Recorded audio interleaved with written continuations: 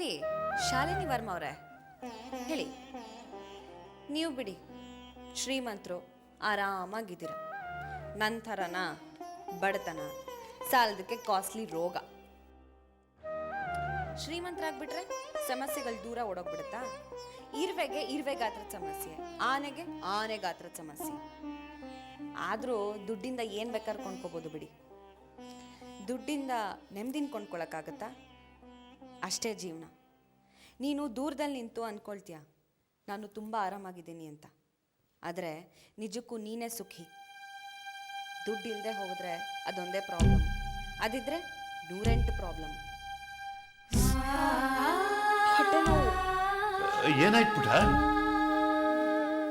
ಆಟದಲ್ಲಿ ಹೊಟ್ಟೆ ನೋವು ಬಂದಿದ್ದು. ಸಾರಿ, ಇವತ್ತ್ಯಾಕೋ ನಿನ್ನ ಬೊಂಬೆ ಆಟ ಬೇರೆ ಥರನೇ ಕಾಣಿಸ್ತಾ ಇದೆ.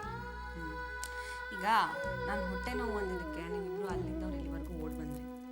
ಇದು ನನ್ನ ಮೇಲಿರೋ ಅಫೆಕ್ಷನ್, ಲವ್ ಅಲ್ವಾ? ಹಾಗೆ ಎಲ್ಲರಿಗೂ ಅವ್ರವ್ರ ಮಕ್ಕಳು ಅಂದರೆ ಇಷ್ಟ ಇದ್ದೇ ಇರುತ್ತೆ.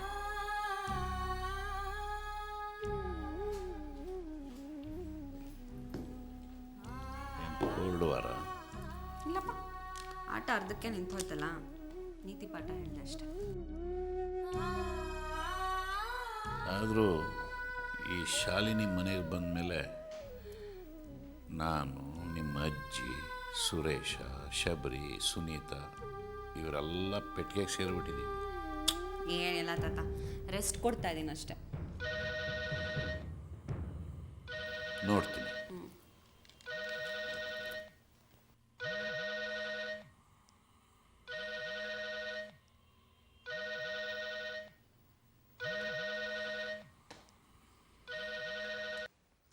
ಹಲೋ,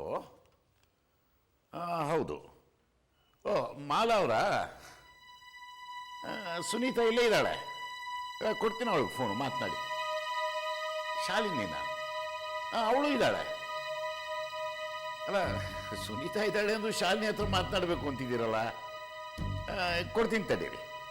ಪುಟ, ಮಾಲಾ ಅವರು ನಿನ್ನ ಹತ್ರ ಮಾತನಾಡಬೇಕಂತ.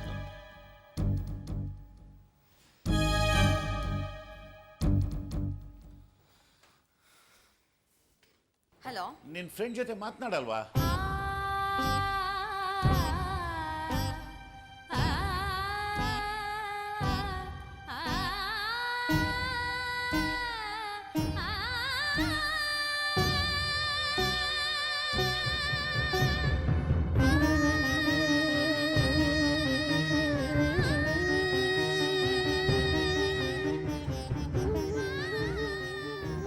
ಏನಾಗಿದೆ ನಿಮ್ಮ ಅತ್ತೆಗೆ?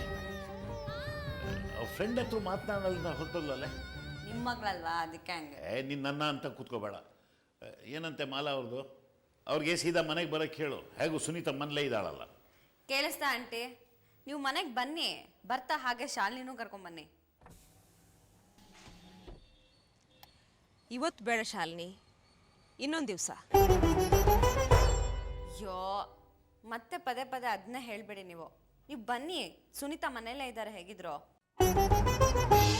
ನಾನೇನೋ ನಿಮ್ಮ ಮನೆಗೆ ಬರೋಕೆ ರೆಡಿ, ಆದರೆ ಸುನೀತಾ ಅವಮಾನ ಮಾಡಿದರೆ,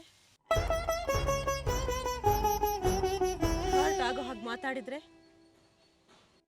ನನಗೆ ಸಹಿಸ್ಕೊಳ್ಳೋಕೆ ಕಷ್ಟ ಆಗತ್ತೆ. ಹಾಗೆಲ್ಲ ಏನೂ ಆಗೋದಿಲ್ಲ ಆಂಟಿ, ಪರವಾಗಿಲ್ಲ, ನೀವು ಬನ್ನಿ.